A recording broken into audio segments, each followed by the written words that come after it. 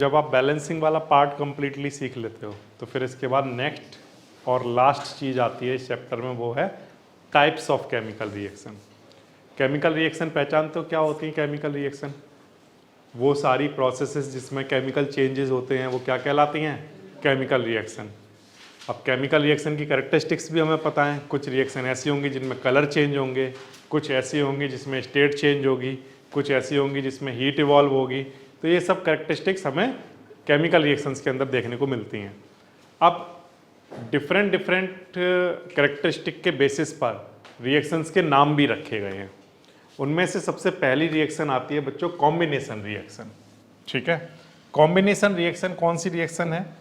तो आंसर है वो रिएक्शन, कॉम्बिनेशन रिएक्शन वो रिएक्शन है जिसमें दो या दो से ज़्यादा एलिमेंट या कंपाउंड कंबाइंड होते हैं और मिलकर क्या बना देते हैं? एक प्रोडक्ट बनाते हैं।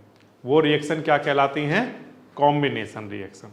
नाम से पता चल रहा है कॉम्बिनेशन का मतलब क्या हो गया कि दो लोग मिले, दो चीज़ें मिलती हैं और मिलकर क्या बना रहे हैं? एक सिंगल प्रोडक्ट बना रहे हैं, एक नया न्यू सब्सटेंस फॉर्म हो रहा है। ठीक है, तब वो रिएक्शन कॉम्बिनेशन रिएक्शन कहलाएगी। क्या लिखी है हमने डेफिनेशन?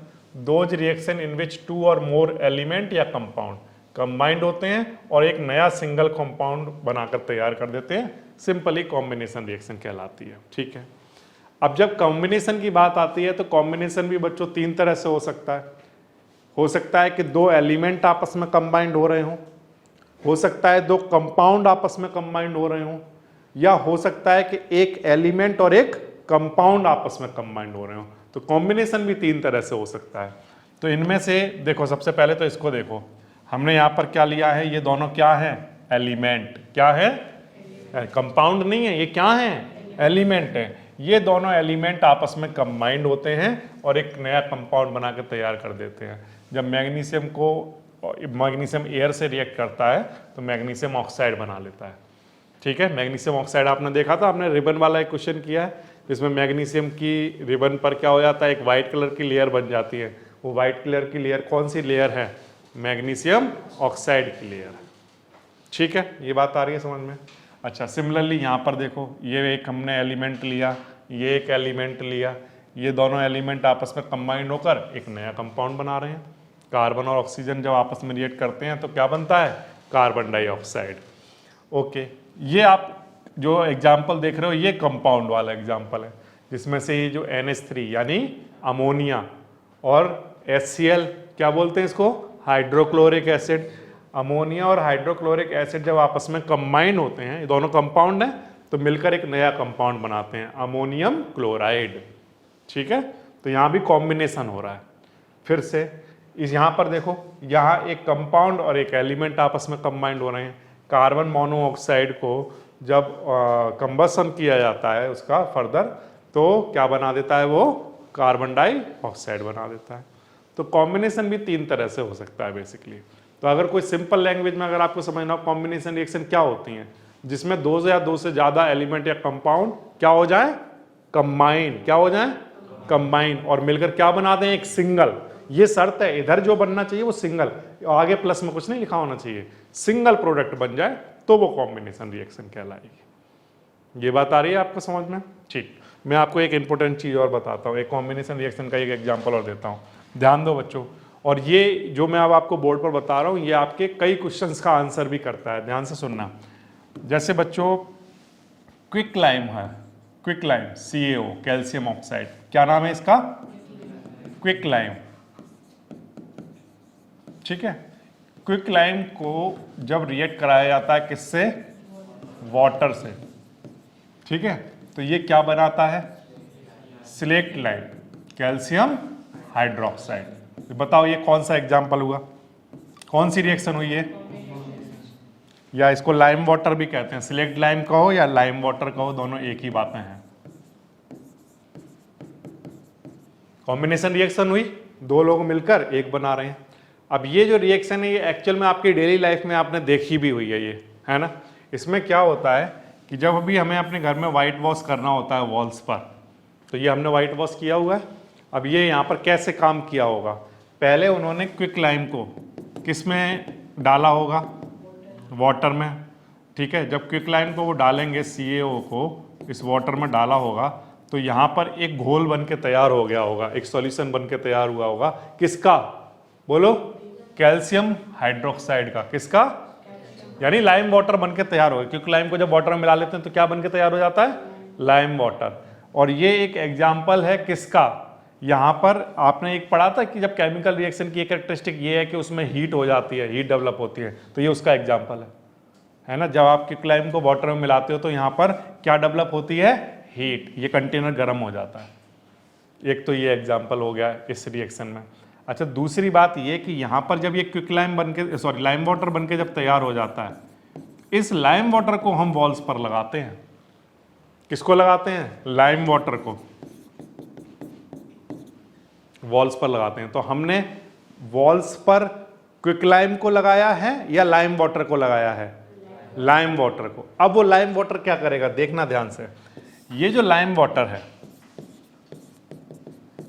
ये एयर से ढूंढेगा किसको? कार्बन डाइऑक्साइड को।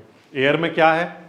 बहुत सारी गैसेस हैं एयर में। एयर क्या है? Air is a mixture of बहुत सारी गैसेस का मिक्सचर है। तो उसमें से जो कार्बन डाइऑक्साइड होगी, जब आप इसको वॉल्स पर लगा दोगे लाइम वाटर को, तो ये किसको ढूंढेगा? कार्बन डाइऑक्साइड को, और कार्बन डाइऑक्साइड से रिएक्ट करेगा। अब कार्बन डाइऑक्साइड से जब ये रिएक्ट करेगा तो ये एक वहां पर लेयर बना देगा किसकी? कैल्शियम कार्बोनेट की। ये एक शाइनिंग सरफेस आपको जो दिखती है। अब व्हाइट वॉश कराने के बाद ये बिल्कुल शाइनिंग सरफेस आपको दिखती है। तो ये 2 या 3 दिनों में क्या बन के तैयार हो जाता है? Calcium carbonate. ठीक है, अगर आप जल्दी बनाना चाहते हो, बहुत जल्दी शाइनिंग सरफेस जानना चाहते हो कि मैं दीवार पर जैसे जैसे लगाता जाऊं वैसे वैसे शाइनिंग सरफेस आती जाए, तो उसका तरीका क्या है? आप यहाँ पर लाइम वाटर को लगाते जाओ और CO2 गैस मारते जाओ उस पर, उसकी रिएक्शन कराते जाओ CO2। लेकिन एयर से जब मिलती है तो बहुत ही लिमिटेड अमाउंट में मिल रही है उसको, तो उसे 2 से 3 दिन लग जाते हैं शाइनिंग सरफेस आने में, है ना। और अगर आप चाहते हो तुरंत, तो आप खुद से CO2 दे दो उसको। ठीक है, समझ आ गई बात? तो व्हाइट वॉश जो वॉल्स पर लगाया जाता है, किसको लगाया जाता है? लाइम वाटर, कैल्शियम हाइड्रोक्साइड को। वो CO2 से रिएक्ट करके क्या बना लेता है 2 से 3 दिनों में? Calcium carbonate. ये रिएक्शन क्या कॉम्बिनेशन रिएक्शन है? नहीं है, क्योंकि इसमें 2 चीजें मिलकर एक नहीं बना रही हैं, तो 2 चीजें बन रही हैं। जबकि क्विकलाइम को जब आप वाटर में मिलाकर लाइम वाटर तैयार कर रहे होते हो, वो रिएक्शन कौन सी है? कॉम्बिनेशन रिएक्शन, क्योंकि 2 चीजें मिलकर एक बना रही हैं। समझ आ गई बात? तो कई बार एग्जाम में ये क्वेश्चन पूछा गया कि एक एलिमेंट दे देगा आपको कि X एक एलिमेंट है जो कि व्हाइट वॉश में यूज होता है। तो उस X एलिमेंट का नाम बताओ। तो वो वहाँ पर और भी हिंट देगा कि उसको जब वाटर में मिलाते हैं तो वो व्हाइट वॉश में यूज होता है। तो वो X कौन होगा बताओ? Calcium oxide. ठीक है, और अगर वो ये कहता है कि एक एलिमेंट है, एक कंपाउंड है, एलिमेंट एक कंपाउंड है X जो कि व्हाइट वॉश के काम में आता है, वॉल्स पर लगाया जाता है, तब उस केस में क्या आंसर दोगे? क्यों? या फिर वो ऐसा हिंट दे देगा कि एक कंपाउंड है X जो कि CO2 से रिएक्ट करता है और एक शाइनिंग सरफेस बनाता है, तब अब भी आप यही आंसर दोगे। समझ आ गई बात आपको? ठीक, तो ये व्हाइट वॉशिंग वाला है, बहुत थोड़ा सा क्लियर रखना है अपने माइंड में। ठीक है, ओके। ये तो बात हो गई बच्चों किसकी? कॉम्बिनेशन रिएक्शन की। समझ आ गया कॉम्बिनेशन रिएक्शन क्या होती है? ऐसी रिएक्शन जिसमें 2 या 2 से ज्यादा एलिमेंट या कंपाउंड कंबाइंड होकर सिंगल कंपाउंड बनाते हैं, उनको हम लोग कहते हैं कॉम्बिनेशन रिएक्शन। ठीक है, आसान है ये। अब बच्चों चलते हैं नेक्स्ट टाइप। नेक्स्ट है हमारे पास डिकम्पोजिशन रिएक्शन। ये जो रिएक्शन है इनके नाम में ही सब बात छुपी हुई है। जैसे कॉम्बिनेशन तो पता चल रहा है 2 चीजें कंबाइन हो रही हैं, डिकम्पोजिशन यानी कि टूट रही हैं, है ना। तो जब कोई एक सिंगल रिएक्टेंट टूटता है, डिकम्पोज होता है 2 या 2 से ज्यादा प्रोडक्ट में, तब वो रिएक्शन क्या कहलाएगी? Decomposition reaction. क्या है इसकी definition? Those reaction in which a single compound होना चाहिए, वो ब्रेक डाउन हो जाएगा और ब्रेक डाउन होकर 2 या 2 से ज्यादा सिंपलर सब्सटेंस को बना देगा। तो ये कॉम्बिनेशन रिएक्शन का कैसा हुआ? उल्टा। कॉम्बिनेशन रिएक्शन में क्या हो रहा था? 2 मिलकर कितने बना रहे थे? 1। और इसमें क्या हो रहा है? 1 टूटकर कितने बना रहे हैं? 2 या 2 से ज्यादा, है ना। तो ये कॉम्बिनेशन रिएक्शन का उल्टा है डिकम्पोजिशन रिएक्शन। ओके जैसे एग्जांपल के लिए बच्चों ये ले लो, लाइमस्टोन। लाइमस्टोन कैल्शियम कार्बोनेट, जो वॉल्स पर जो सरफेस बन गई है, शाइनिंग सरफेस जो मैंने अभी आपको बताया, उसको अगर हम हीट कर दें तो वो क्या बन जाएगा, फिर से क्विकलाइम बनेगा और क्या निकल कर बाहर आ जाएगी, कार्बन डाइऑक्साइड। इसी यही तो रिएक्ट कर रही थी कैल्शियम हाइड्रोक्साइड से लाइम वाटर से, ये लाइम वाटर से रिएक्ट करके ये बनाती है या ना। अब क्या होगा, अगर आप इसको हीट कर दोगे तो ब्रेक करके ये वापस से आपको क्विकलाइम दे देगा और कार्बन डाइऑक्साइड गैस दे देगा। ठीक है, बेसिकली ये जो रिएक्शन है ये डिकम्पोजिशन रिएक्शन है। क्यों? क्योंकि इसमें एक सिंगल प्रोडक्ट क्या कर रहा है, ब्रेक होकर दो या दो से ज्यादा कंपाउंड बना रहा है। ठीक है, क्लियर बात। अब जब बात आती है डिकम्पोजिशन रिएक्शन की, तो डिकम्पोजिशन रिएक्शन तीन कंडीशंस पर होती है। हमने ये देखा एग्जीक्यूट जब होती है वो तो तीन तरह से हो सकती है। पहली तो ये कि डिकम्पोज, किसी चीज को डिकम्पोज कराना है, ब्रेक करना है। तो ब्रेक करने के लिए बताओ क्या करना पड़ेगा। सोचो, अगर मुझे इस पेन को ब्रेक कराना है तो ब्रेक कराने के लिए अपने आप ब्रेक हो जाएगा क्या? नहीं, मुझे क्या करना पड़ेगा, फोर्स लगाना पड़ेगा। फोर्स लगाने के लिए मेरी क्या लगेगी, एनर्जी। ठीक है, तो या तो मैं एक काम करूं, सीधी इसे एनर्जी दे दूं, कौन सी, हीट एनर्जी। क्या दे दूं, हीट एनर्जी दे दूं, टूट जाएगा। ठीक है, या मैं इसको ये काम भी कर सकता हूं, इलेक्ट्रिक एनर्जी दे दूं। ठीक है, इलेक्ट्रिसिटी दे दूं इसको, तो इलेक्ट्रिसिटी से भी इसको तोड़ा जा सकता है। तीसरा डिकम्पोजिशन का तरीका ये हो सकता है कि हम लाइट एनर्जी से इसको तोड़ दें। ठीक है, तो कौन कौन सी एनर्जी हम लोग यूज करेंगे, electric energy, sorry heat energy, electric energy और लाइट एनर्जी। ये तीनों ही एनर्जी हैं जो इसको तोड़ने के काम आएंगी बेसिकली। ठीक है, तो अगर आप बच्चों हीट को यूज कर रहे हो, ठीक है, तब हमने इसका नाम रखा है डिकम्पोजिशन रिएक्शन का। वो सारी रिएक्शन जिनमें हीट यूज होती है इस कंपाउंड को तोड़ने के लिए, उन सारी रिएक्शन का क्या नाम होगा, थर्मल डिकम्पोजिशन। ठीक है, फिर से कोई रिएक्शन है, इसमें एक कंपाउंड है, ये टूटने वाला है, टूटेगा और दो चीजें देगा, है ना। तो ये टूटेगा कैसे, अपने आप टूट जाएगा क्या? तो आंसर है नो, हमें क्या देनी पड़ेगी, हीट। तो इसलिए हमने इस डिकम्पोजिशन का क्या नाम रखा है, थर्मल, थर्मल हीट। ठीक है, क्लियर हो गई ये बात। Those reaction which take place by absorption of heat is called thermal reaction। जैसे एग्जाम्पल के लिए आप ये फेरस सल्फेट वाला एग्जाम्पल देखो। फेरस सल्फेट का ये जो क्रिस्टल है, इसमें .7H2O लिखा हुआ है ना, ये है ना, ये हाइड्रेटेड है। कैसा है, हाइड्रेटेड मॉलिक्यूल है ये फेरस सल्फेट का, हाइड्रेटेड। इसमें वाटर के मॉलिक्यूल भी अटैच हैं इसके साथ। ठीक, अगर मैं हीट कर दूं तो वो वाटर के मॉलिक्यूल डिटैच हो जाएंगे, अलग हो जाएंगे उससे।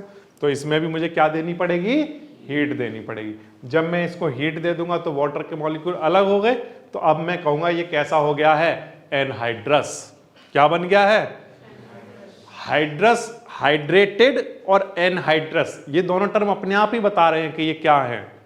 हाइड्रेटेड मतलब वाटर है उसके साथ जुड़ा हुआ, एनहाइड्रस मतलब वाटर निकल चुका है, सूखा हुआ है वो, बिल्कुल पानी से बिल्कुल अलग है, एनहाइड्रस बन गया अभी।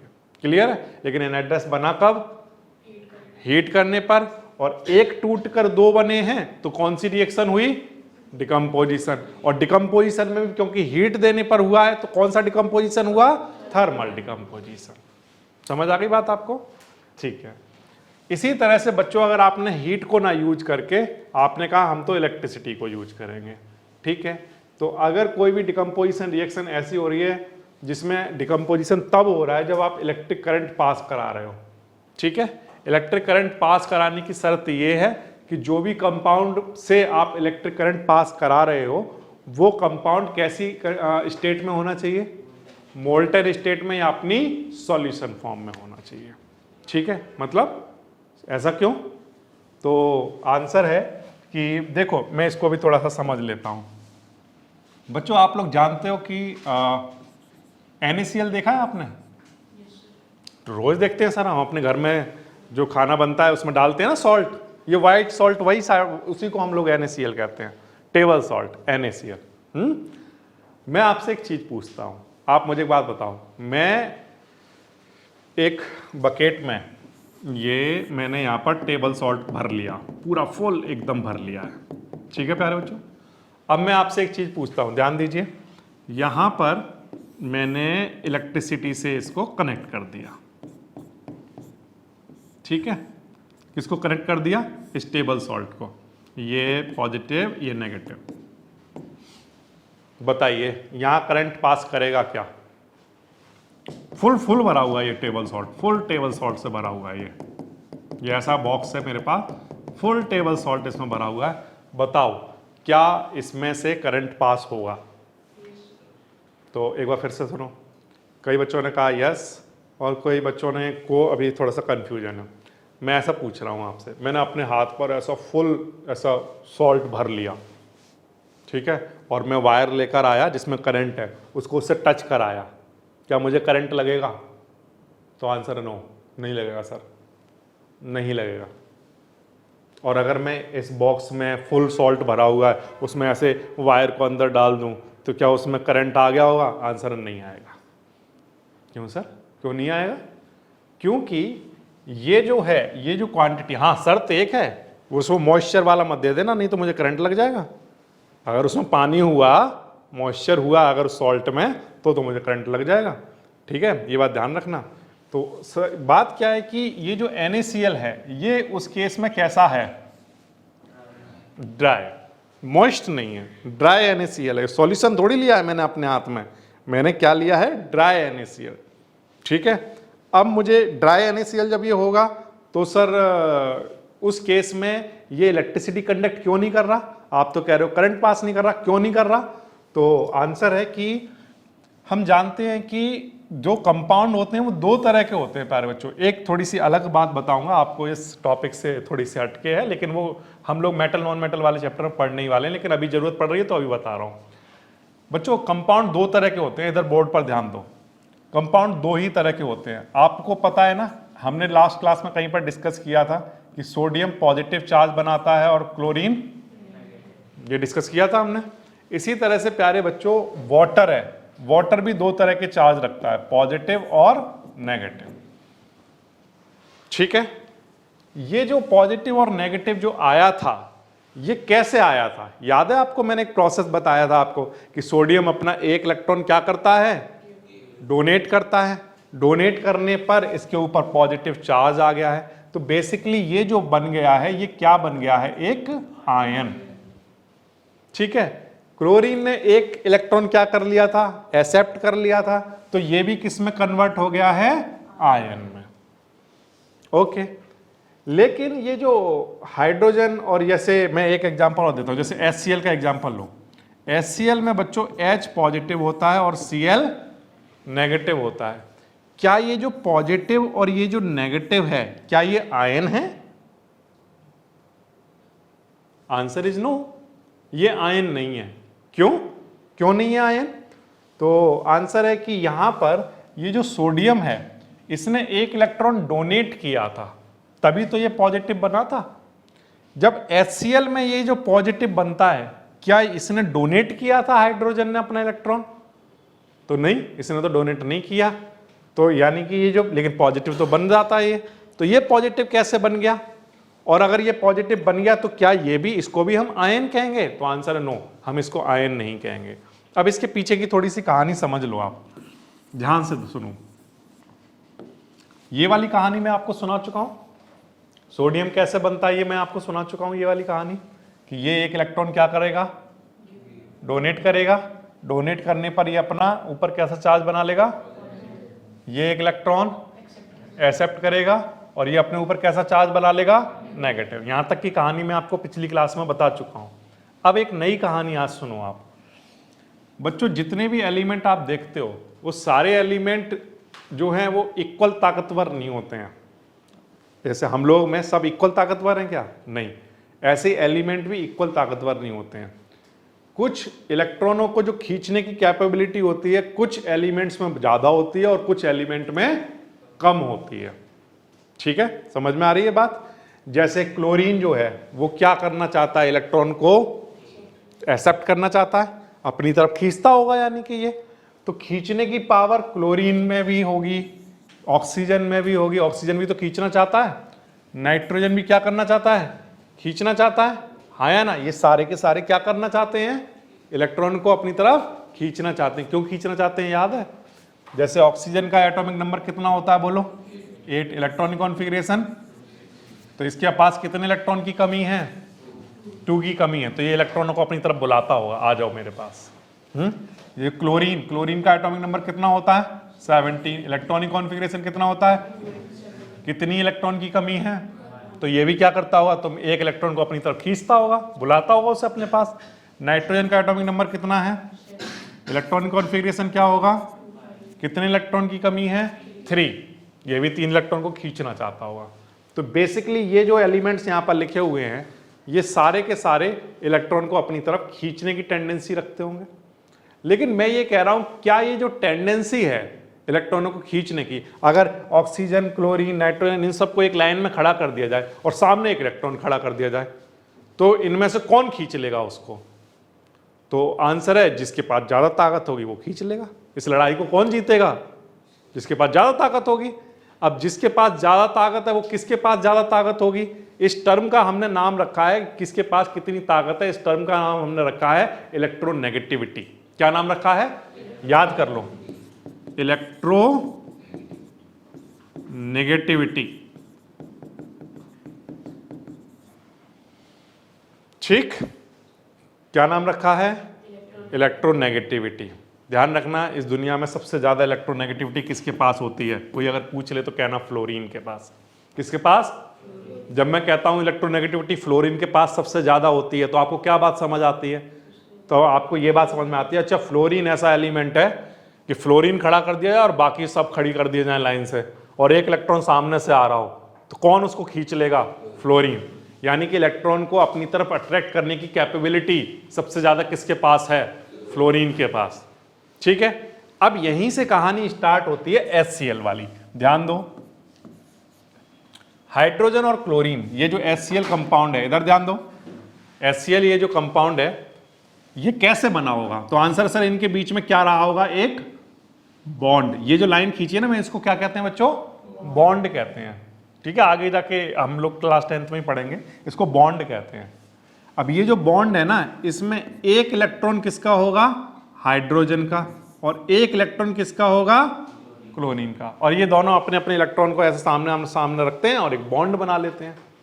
अब एक चीज ध्यान से सुनना, ये जो क्लोरीन है ये हाइड्रोजन से ज्यादा इलेक्ट्रोनेगेटिव है।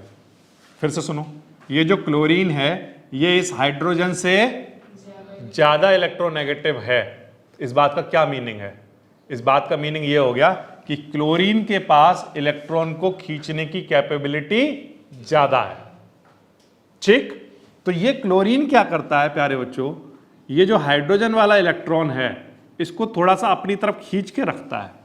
अब देखना ध्यान से क्या हो जाता है, ये इलेक्ट्रॉन यहां होना चाहिए था लेकिन ये यहां से थोड़ा सा इधर आ गया, क्लोरीन के पास चला नहीं गया है, स्लाइटली शिफ्ट हो गया है।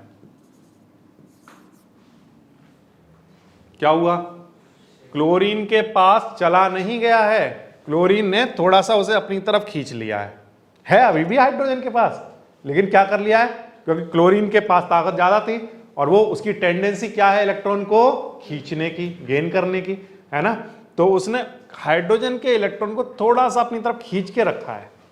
अब जब हाइड्रोजन के पास से थोड़ा सा जब ये इधर चला गया, तो जो इलेक्ट्रॉन होते हैं उनके ऊपर आप जानते हो नेगेटिव चार्ज होता है। तो जब हाइड्रोजन के पास से थोड़ी सी नेगेटिव चीज इधर आ जाएगी तो इसके ऊपर थोड़ा सा एक नेगेटिव चार्ज डेवलप हो जाएगा, बहुत थोड़ा सा, छोटा सा। क्या डेवलप हो जाएगा? चार्ज, आयन नहीं, क्या? चार्ज। और जैसे ही इसके पास से थोड़ी सी नेगेटिव चीज थोड़ी सी उधर गई तो इसके पास थोड़ा सा डेवलप हो जाएगा, क्या? चार्ज। समझ आ गई बात? तो ये जो हाइड्रोजन और क्लोरीन के ऊपर जो डेवलप हुए हैं वो क्या है? आयन क्या है? चार्ज हैं। और वो भी कैसे? छोटे से, बहुत छोटे से। समझ आ गई बात? तो बताओ इसमें और इसमें क्या डिफरेंस है? अब कौन बच्चा बताएगा? ये क्या है? ये क्या है? कैसे बना? डोनेट करके, एक्चुअल डोनेट करके। एक्चुअल डोनेट हुआ, एक्चुअल एक्सेप्ट हुआ, तब बनते हैं तो उन्हें क्या कहते हैं? आयंस। और जिनमें स्लाइटली शिफ्टिंग होती है, थोड़ी इधर उधर, तब जो डेवलप हो जाते हैं उन्हें क्या कहते हैं? चार्ज। ठीक, लेकिन दोनों ही केस में सर एक चीज पॉजिटिव बनी और एक नेगेटिव बनी, यहां पर भी एक चीज पॉजिटिव बनी और एक नेगेटिव बनी। तो ऐसे सारे कंपाउंड, चाहे वो आयंस हो चाहे वो चार्ज हो, जहां पॉजिटिव और नेगेटिव चीज अवेलेबल है, वो सारे के सारे कंपाउंड पोलर कंपाउंड कहलाते हैं। क्या कहलाते हैं? क्या कहलाते हैं? Polar compound. पोल, एक पॉजिटिव चीज और एक नेगेटिव चीज मिलकर क्या बनाती है? एक पोल। ये पोल बन के तैयार हो गया। जहां पोल देखने को मिलेगा, जब मैं कहता हूं पोल देखने को मिलेगा, मतलब एक पॉजिटिव और एक नेगेटिव, जहां भी पोल देखने को मिलेगा वो कंपाउंड क्या कहलाएगा? पोलर है। अरे ये तो पोलर है। तो बताओ सोडियम क्लोराइड पोलर है या नहीं है? हाँ है, क्योंकि उसके पास क्या होता है? Positive and negative. HCl क्या है? पोलर है? आंसर है हाँ, क्योंकि उसके पास भी क्या होता है? Positive and negative. ठीक, यहां तक बात आ गई समझ में? पोलर कंपाउंड समझ में आ गए। अब वो सारे कंपाउंड जिनके पास पॉजिटिव नेगेटिव चीज नहीं होगी वो क्या कहलाएंगे? Non polar compound. कैसे? Non polar compound. अब ध्यान से सुनो कहानी, जो हम एक्चुअल बात कर रहे थे। हम बात कर रहे थे कि ये जो वाटर है, ध्यान से सुनना, वाटर भी H पॉजिटिव होता है और OH नेगेटिव होता है। तो बताओ वाटर कैसा कंपाउंड हुआ? कौन बताएगा? Very good. कैसा? पोलर कंपाउंड हुआ। तो देखो बच्चों, यहां पर अगर पानी भरा हुआ है, देखना ध्यान से, वाटर भरा हुआ है, तो ये वाटर क्या है? तो आंसर कुछ नहीं है सर, यहां पर H पॉजिटिव OH नेगेटिव घूमते रहते हैं, बहुत सारे। क्या घूम रहे होंगे? H positive OH negative. ये कैसा कंपाउंड है? पोलर। अब देखना, आप NaCl लेकर आए, कैसा है? ड्राई। ड्राई NaCl जब है, तब उस केस में वो किस फॉर्म में नहीं है? अपने आयंस की फॉर्म में। किस फॉर्म में नहीं है? यानी कि यहां पर अभी क्या नहीं है? पॉजिटिव एंड नेगेटिव नहीं है। तो पॉजिटिव नेगेटिव कैसे बनेगा सर फिर यहां पर? तो आंसर है कि जैसे ही आप NaCl को यहां लाओगे, अब देखना ध्यान से, मैं एक बढ़िया कहानी सुना रहा हूं आपको। NaCl को जैसे ही पानी में डालने के लिए लाओगे तो देखना यहां क्या होगा। हम जानते हैं कि NaCl जो है ये Na और Cl से मिलकर बना है। Na और Cl के बीच में एक बॉन्ड रहा होगा, ठीक? जब ये बॉन्ड टूटेगा तो कौन बन के तैयार होंगे? Na पॉजिटिव और Cl, हाया ना? क्यों सर? क्योंकि ये जो यहां पर क्या रहा होगा? एक इलेक्ट्रॉन सोडियम का, एक क्लोरीन का। तो ये वाला जो इलेक्ट्रॉन है ये क्लोरीन को क्या कर देगा? डोनेट। जैसे ये बॉन्ड ब्रेक होगा तो क्लोरीन को क्या कर देगा? डोनेट। तो क्लोरीन के ऊपर कैसा चार्ज आ जाएगा? या मैं कहूं क्या बन जाएगा? वो Cl नेगेटिव, और ये कैसा बन जाएगा? पॉजिटिव। लेकिन जब तक ये बॉन्ड है तब तक नहीं बनेगा, तो इसको हमें क्या करना पड़ेगा? तोड़ना पड़ेगा। अब इसको तोड़ने का काम देखना कौन करेगा? इसको तोड़ने का काम ये वाटर करेगा। कैसे सर? ये जो NaCl को आप लेकर आओगे तो हम जानते हैं कि Na पॉजिटिव Cl नेगेटिव होता है। अब इसमें ये जो OH नेगेटिव है, ये OH नेगेटिव से Na पॉजिटिव को क्या कहेगा? मेरे साथ आकर जुड़ जा। जबकि इसके साथ पहले से कौन जुड़ा हुआ है? H पॉजिटिव जुड़ा हुआ है, लेकिन OH नेगेटिव इसको अपने पास बुलाएगा। क्यों? क्यों बुलाएगा? बताओ, कौन बताएगा? तो आंसर है, हमेशा कोई भी एलिमेंट हो या कोई भी इंसान हो, सब एक तरह से बिहेव करते हैं। ये भी अपने पास किसको रखना चाहेगा? कम ताकतवर इंसान को या ज्यादा ताकतवर वाले को? ज्यादा वाले को। हमेशा OH नेगेटिव किसको चाहेगा? कि मेरा जो पार्टनर हो वो कौन हो? ज्यादा ताकतवर हो, है ना? तो ये क्या करेगा? ये देखेगा, अच्छा H पॉजिटिव तो पहले से जुड़ा हुआ है मेरे पास, और ये जो आ रहा है ये तो बहुत स्ट्रांग है। Na पॉजिटिव तो आयन है, और आयन तो एक्चुअल डोनेशन से बने हैं, तो ये ज्यादा इलेक्ट्रोपॉजिटिव है।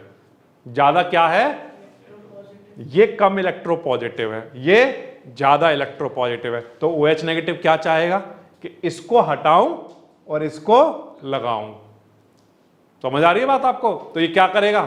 ये इनको Na को खींचेगा इस क्लोरीन से, खींचेगा, खींचते खींचते खींचते खींचते अलग कर दिया। अब जब ये उससे अलग हो जाएगा क्लोरीन से, तो ये क्या बन गया होगा, बोलो क्या बन गया होगा, Na पॉजिटिव। सिर्फ यही मेहनत नहीं कर रहा था, और भी कुछ कोई मेहनत कर रहा था यहां पर, कौन बताओ, H पॉजिटिव। H पॉजिटिव क्या कह रहा था, अच्छा मेरे साथ तो OH नेगेटिव जुड़ा हुआ है, तो मैं इसके साथ क्यों जुड़ूं, जबकि मेरे पास एक ज्यादा इलेक्ट्रोनेगेटिव चीज है, ज्यादा OH नेगेटिव से ज्यादा इलेक्ट्रोनेगेटिव होगा ये क्लोरीन, क्योंकि ये एक्चुअल में क्या है, आयन है। तो ये H पॉजिटिव क्या चाहेगा, किसको जोड़ लूं अपने साथ, Cl को। तो ये क्या करेगा, ये इस क्लोरीन को अपनी तरफ खींचेगा। तो अब देखना लड़ाई चल रही है यहां पर, OH नेगेटिव किसको खींचने में लगा हुआ है, Na को, H पॉजिटिव किसको खींचने में लगा हुआ है, Cl को। ये इसको खींचेंगे और धीरे धीरे धीरे धीरे करके क्या कर दिया, तोड़ दिया। जैसे ही बॉन्ड टूटेगा ये क्या बन गया, बोलो क्या बन गया, Na पॉजिटिव, और ये क्या बन गया। अच्छा, इस बात का मतलब ये है कि जब हम सॉल्ट को पानी में डालते हैं तो वो अपनी किस फॉर्म में आ जाते हैं, आयंस की फॉर्म में। ये बात आ रही समझ में। और जब तक आयंस की फॉर्म में आएंगे ही नहीं तो इलेक्ट्रिसिटी वहां पर प्रोड्यूस कैसे, इलेक्ट्रिसिटी पास कराने का फायदा क्या रहेगा, इलेक्ट्रिसिटी पास कहां से करेगी, तो इलेक्ट्रिसिटी पास करने का क्या मीनिंग है, इलेक्ट्रिसिटी का मतलब है चार्ज का मूव करना। तो जब चार्ज था ही नहीं वहां पर तो मूव क्या करेगा। तो इसलिए जब ड्राई NaCl की बात करोगे तो ड्राई NaCl के पास क्या नहीं है, चार्ज, ठीक है। और जब ये अपनी मोल्टन या सॉल्यूशन फॉर्म में होगा तो इसके पास क्या आ जाएगा, चार्ज। जब चार्ज आ जाएगा तो इलेक्ट्रिसिटी पास कराओगे, इलेक्ट्रिसिटी का पास करने का मीनिंग यही है कि चार्ज का मूव करना। तो जब अंदर चार्ज होगा तो वो मूव करेगा तो इलेक्ट्रिसिटी डेवलप होगी वहां पर। तो ये बात आपको समझ में आ गई कि मोल्टन स्टेट या सॉल्यूशन फॉर्म में ही इलेक्ट्रिसिटी क्यों पास कराते हैं, समझ में आ गई। क्योंकि उस केस में वो चीज अपनी किस फॉर्म में होती है, आयंस की फॉर्म में या चार्ज की फॉर्म में। अब इसको थोड़ी देर के लिए आप चार्ज भी कहोगे तो चलेगा, मैं अब आयन की जगह चार्ज भी कहूं तो आप सोचना ओके ठीक है, ये फाइनली है तो चार्ज ही, आयंस भी क्या है, पॉजिटिव और negative charge in the sense of electricity. समझ आ रही है बात आपको, ठीक। तो जो हमने यहां पर देखा कि जब आप इलेक्ट्रोलाइटिक डिकम्पोजिशन कराते हो तो वहां पर जो कंपाउंड है वो किस फॉर्म में होना चाहिए, अपनी मोल्टेन या सॉल्यूशन फॉर्म में। क्यों, तब उसके पास क्या होगा, चार्ज, वही उसको कैरी करेगा इलेक्ट्रिसिटी को, ठीक है। इसीलिए मैंने कहा कि अगर मैं ड्राई NaCl की एक रॉड पकड़ूं, ड्राई NaCl की एक रॉड है मेरे पास और उसमें इलेक्ट्रिसिटी पास कराने की कोशिश करूं, क्या होगी, नहीं होगी। क्यों नहीं होगी, क्योंकि ये अपनी कौन सी फॉर्म में नहीं है, चार्ज की फॉर्म में नहीं, अपने आयंस की फॉर्म में नहीं है। क्लियर हो गई बात आपको, ठीक, ओके। तो ये आपके कुछ एग्जाम्पल हैं, वाटर से इलेक्ट्रिसिटी पास कराओगे, ठीक है, तो उसमें कर सकती है क्योंकि ये एक पोलर कंपाउंड है, इसके पास H पॉजिटिव OH नेगेटिव होता होगा तो ये हाइड्रोजन ऑक्सीजन बना देगा। ऐसी सिमिलरली सोडियम क्लोराइड जब मोल्टन स्टेट में होगा, इलेक्ट्रिसिटी पास कराओगे तो वो ब्रेक हो जाएगा और क्या बना लेगा, Na एंड मतलब सोडियम बना लेगा और क्या बना लेगा, क्लोरीन बना लेगा, ठीक है, ओके। समझ आ गया ये वाला आपको। नाउ थर्ड टाइप जो एनर्जी हम लोग यूज कर सकते हैं वो है फोटो डिकम्पोजिशन। फोटो डिकम्पोजिशन के केस में क्या होता है, हम लाइट एनर्जी का यूज करते हैं। जैसे एग्जांपल के लिए बच्चों यहां पर देखो, जैसे सिल्वर क्लोराइड है,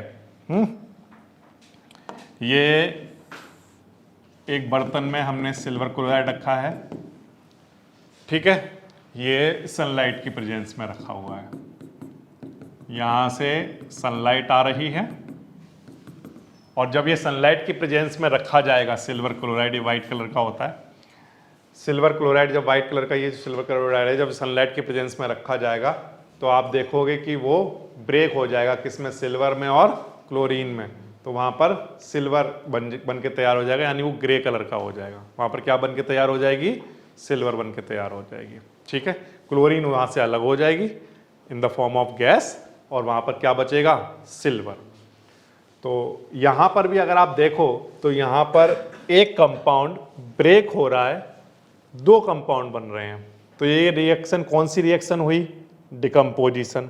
लेकिन डीएनए को डिकम्पोजिशन हुआ ये किसकी प्रेजेंस में हुआ? सनलाइट की प्रेजेंस में। तो इसलिए ये जो डिकम्पोजिशन इसका क्या नाम होगा? Photo decomposition. फोटो का मतलब समझ में आ रहा है? फोटो का मतलब लाइट, ठीक है। आगे जाकर पढ़ोगे फोटॉन्स के बारे में, जब क्लास 12th में आओगे ना तब बताऊंगा कि फोटॉन्स, ये लाइट और फोटॉन्स का क्या रिलेशन है, ठीक है। यहां तक बात आ गई समझ में? तो बेसिकली डिकम्पोजिशन रिएक्शन 3 तरह की होती हैं। कौन कौन सी? आंसर है डिकम्पोजिशन रिएक्शन हीट की प्रेजेंस में अगर की जा रही है तो थर्मल, और अगर इलेक्ट्रिसिटी की प्रेजेंस में हो तो कौन सी? इलेक्ट्रोलाइटिक, और अगर लाइट की प्रेजेंस में हो तो फोटो डिकम्पोजिशन। ठीक है, क्लियर है बात आपको? ओके, नाउ अब इसके बाद ये देखिए, decomposition reaction occurring in our body. Decomposition reaction हमारी बॉडी में हो रही है या नहीं हो रही है? तो आंसर है हाँ, डिकम्पोजिशन रिएक्शन तो रोज होती है। आप स्कूल से आए, स्कूल से आने के बाद आपने खाना खाया था, खाना वो जो कहाँ गया? तो आंसर है वो जो खाना है वो ब्रेक हो रहा है। क्या हो रहा है? जब आपने खाया था तो एक कंपाउंड मान के चलो कि आपने जो फूड इनटेक किया वो एक फूड है, ठीक है। वो फूड अंदर गया और अंदर जाकर क्या हो रहा है? ब्रेक हो रहा है, और ब्रेक होकर क्या बन रहा है? ग्लूकोज, और भी कई सब्सटेंस बन रहे हैं। तो एक चीज से क्या हो रही है? बहुत सारी चीजें बन रही हैं।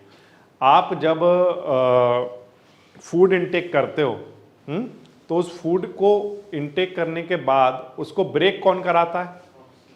तो आंसर है हमारी बॉडी में कुछ कैटलिस्ट हैं। क्या हैं? कैटलिस्ट, बायोलॉजिकल कैटलिस्ट हैं, बायोलॉजिकल जो एंजाइम्स भी कह सकते हो आप उन्हें। क्या हैं? एंजाइम्स। वो एंजाइम क्या करते हैं? उस फूड को क्या कर रहे हैं? Break down.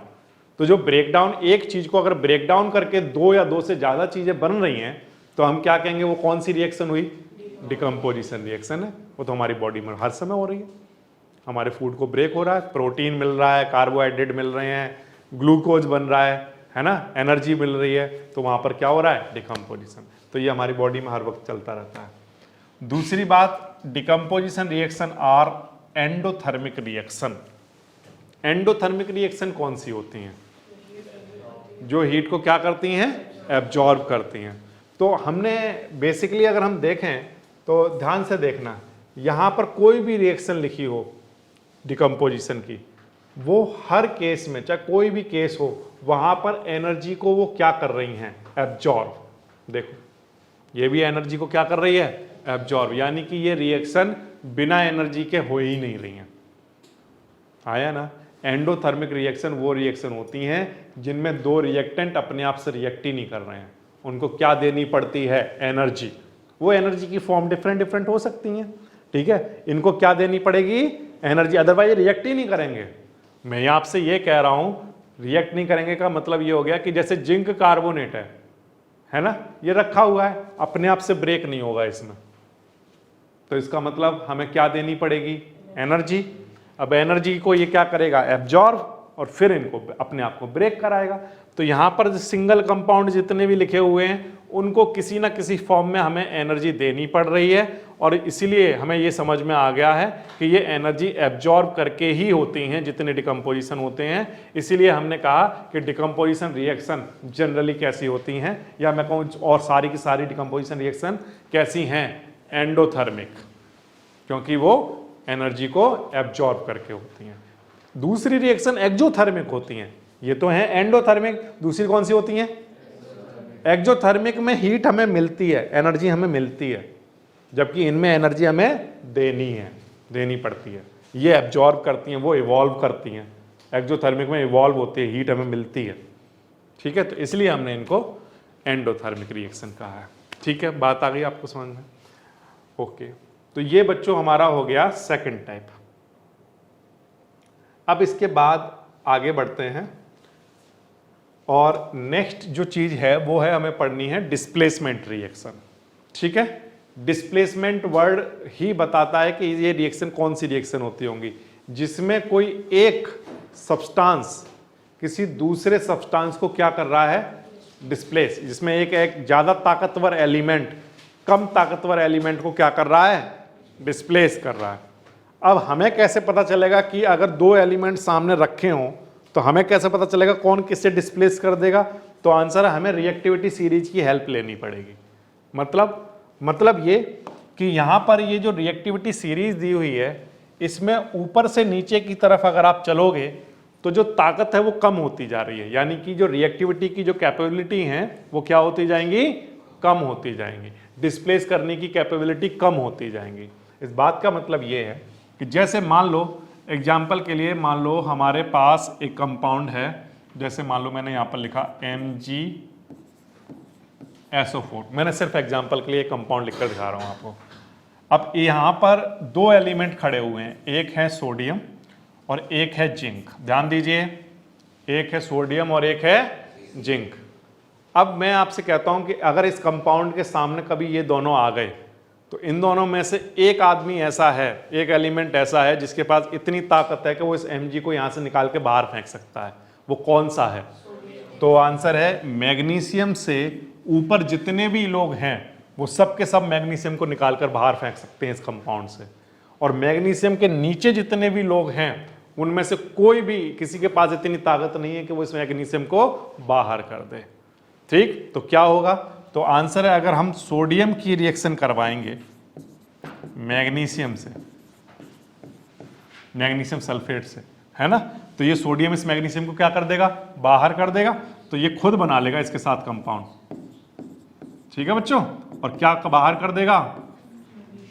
मैग्नीशियम को बाहर कर दिया। देखो इसने, देख रहे हो आप। लेकिन अगर कभी जिंक आ गया मैग्नीशियम सल्फेट के साथ रिएक्ट करने के लिए, तब क्या होगा? जिंक इसको डिस्प्लेस नहीं करा सकता, तो यानी कि यहां पर किसी भी तरह की कोई भी रिएक्शन नहीं होगी। तो क्या लिखोगे? No reaction. ये रिएक्शन हो ही नहीं सकती। समझ आ गई बात आपको?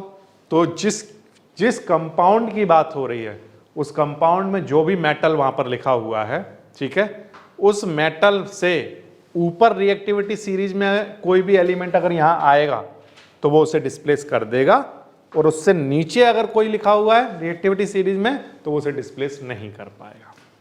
समझ आ गई बात? जैसे एग्जाम्पल के लिए मान लो बच्चों हमारे पास इस तरह से आया, जिंक की रिएक्शन CuSO4 से करा है। ये कॉपर का एक कंपाउंड है, कॉपर सल्फेट, कॉपर सॉल्ट, ठीक, और ये जिंक है। अब अगर जिंक कॉपर से ऊपर आता होगा रिएक्टिविटी सीरीज में तो जिंक इसको क्या कर देगा बच्चों? बोलो, डिस्प्लेस। क्या करेगा? डिस्प्लेस कर दो, डिस्प्लेस। ये इसके ऊपर ही आता है तो ये क्या खुद ऐसा बना लेगा ZnSO4। हैक कर लिया इसने। क्या किया? इसको तो बाहर कर दिया और खुद इसकी जगह जाकर लग गया। देखो, ठीक। लेकिन अगर मान लो ऐसा होता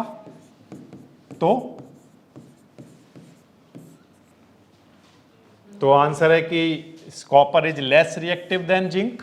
कॉपर तो कम रिएक्टिव है जिंक से, तो ये इसे डिस्प्लेस नहीं कर पाएगा। इस केस में कोई भी रिएक्शन नहीं होगी, नो रिएक्शन।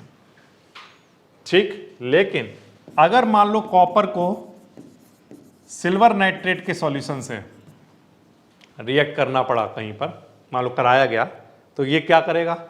इससे कह देगा तुम बाहर जाओ, तो ये इसको क्या कर देगा? डिस्प्लेस, सिल्वर को बाहर निकाल देगा, क्योंकि कॉपर इससे ज्यादा रिएक्टिव है, और अपने आप को इसके साथ अटैच करा लेगा जो भी कंपाउंड बनेगा। ठीक है, होल ट्वाइस बन जाएगा, CuNO3 क्या बन जाएगा? Whole twice. क्लियर है ये बात आपको?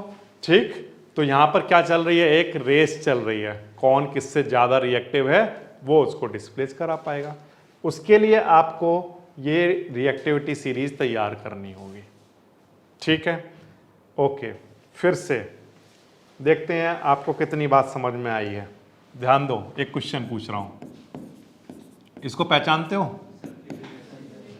Sulphuric acid. मैं दो एलिमेंट लिखूंगा बोर्ड पर, आपको बताना है कि उन दोनों में से कौन सी रिएक्शन पॉसिबल है और कौन सी पॉसिबल नहीं है। ठीक है,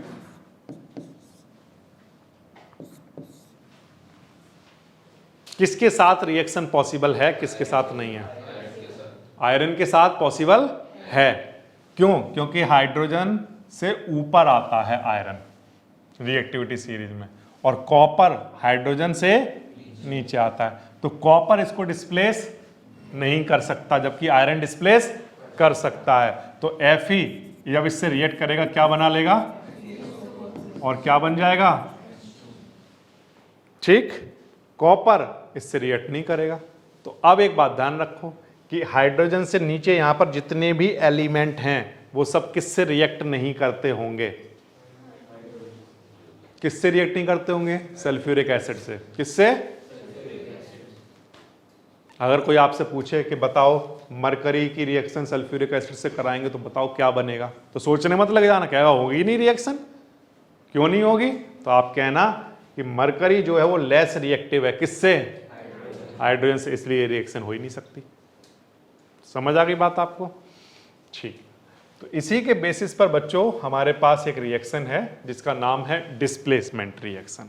ठीक है, डिस्प्लेसमेंट रिएक्शन ऑलमोस्ट मैं आपको पूरा समझा ही चुका हूं। वो रिएक्शन जिसमें एक ज्यादा active element, less active element को क्या करा देता है, इसके कंपाउंड में से डिस्प्लेस करा देता है। फिर से, एक मोर एक्टिव एलिमेंट एक लेस एक्टिव एलिमेंट के कंपाउंड में से लेस एक्टिव एलिमेंट को क्या कर देता है, डिस्प्लेस करा देता है। वो डिस्प्लेसमेंट रिएक्शन कहलाती है। बिल्कुल सिंपल है। यहां पर ये सारे एग्जांपल आप देख सकते हैं। मैंने आपको ये वाला एग्जांपल भी दिया था अभी। जिंक कॉपर को डिस्प्लेस करा देगा, खुद उसके साथ लग जाएगा।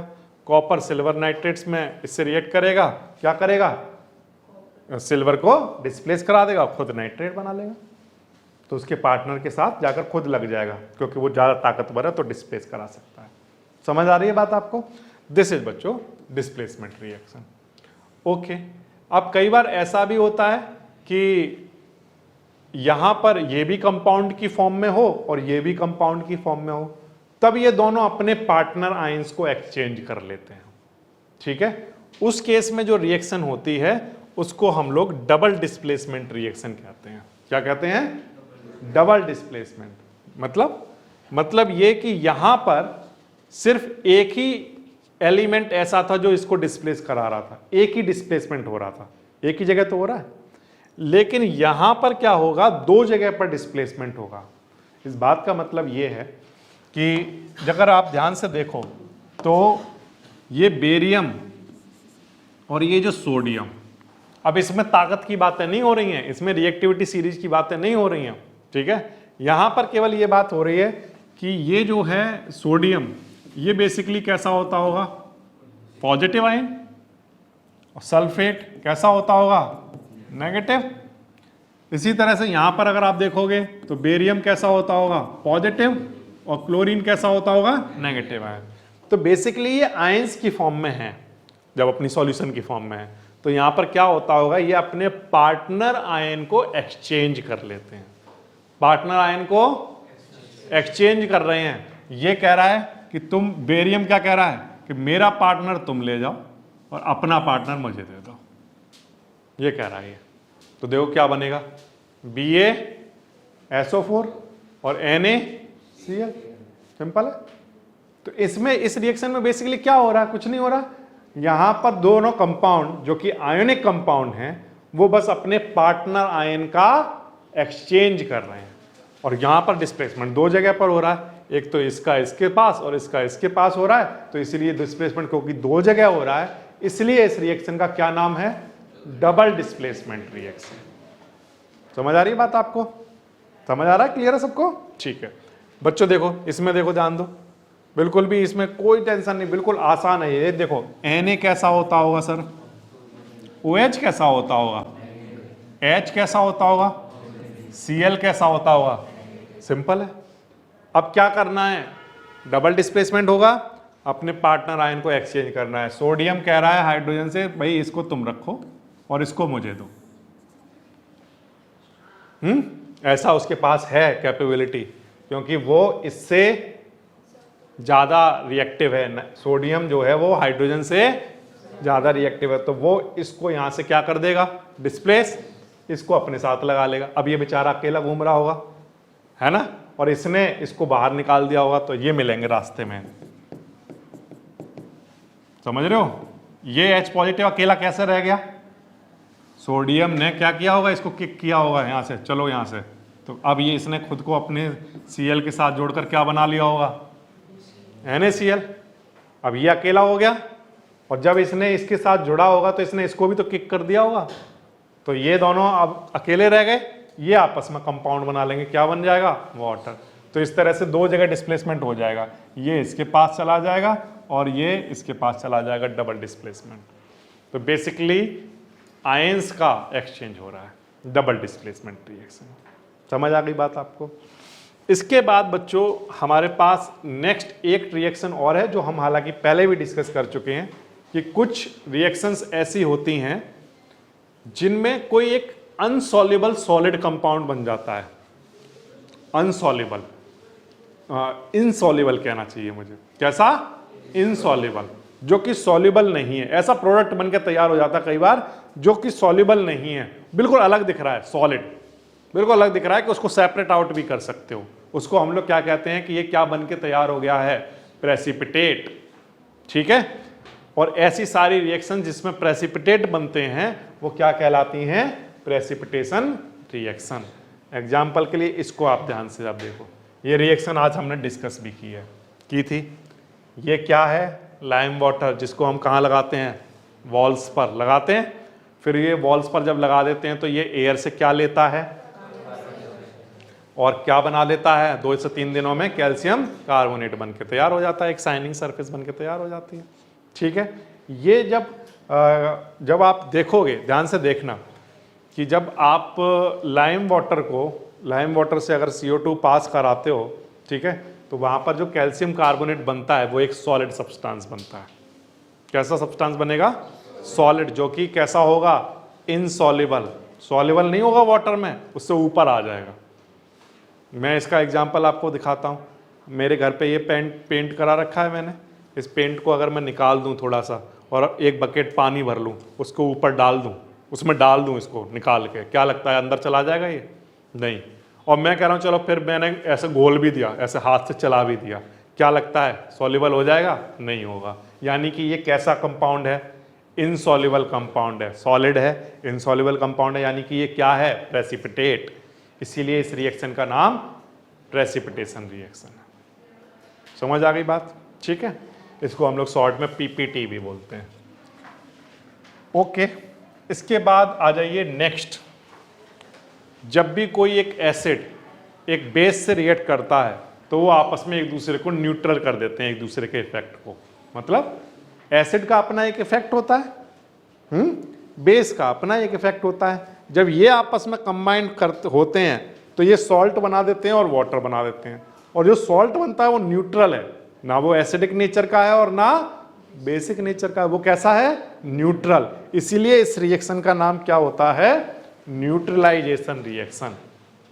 ठीक है, अगर कोई आपसे पूछे न्यूट्रलाइजेशन रिएक्शन क्या होती है तो आप क्या कहोगे, when an acid react with base to form salt and water, that reaction is known as neutralisation reaction.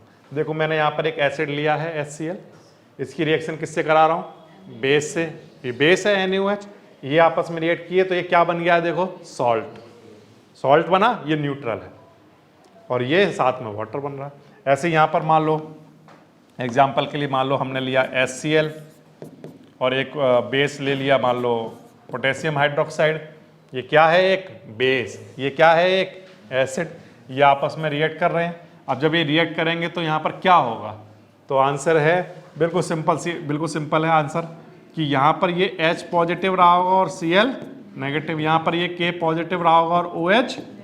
अब क्या होगा बताओ, तो आंसर है ये दोनों आपस में क्या होंगे, कंबाइंड होंगे, दोनों मिलकर क्या बना लेंगे, KCl। क्या बना लेंगे, और H पॉजिटिव और OH नेगेटिव तो आप जानते ही हो ये क्या होता है, वाटर। तो यहां पर एक सॉल्ट बन के तैयार हो जाएगा जो कि न्यूट्रल होगा। इसीलिए हम कहेंगे कि ये एसिड और बेस जब भी रिएक्ट करते हैं तो न्यूट्रल चीज बनाते हैं, इसीलिए इस रिएक्शन का नाम न्यूट्रलाइजेशन रिएक्शन। ठीक है, ओके। तो ये कुछ एग्जांपल आपको इसके तैयार करने हैं। अब बच्चों अभी तक आपके पास आई कितनी रिएक्शन, 6। हमें टोटल 7 रिएक्शन पढ़नी है। ये तो हो गई 6 रिएक्शन, डेफिनेशन पढ़े, एग्जाम्पल अच्छे से लर्न किया आपने। ओके, अब बात करते हैं हम 7th नंबर की रिएक्शन की, जो कि है ऑक्सीडेशन एंड रिडक्शन। कोई भी सपना साकार करने के लिए सबसे जरूरी है सही कोच का होना। चुनिए जीएस क्लासेस को और करें अपने बोर्ड एंड जेईई का सपना साकार। Download the app now.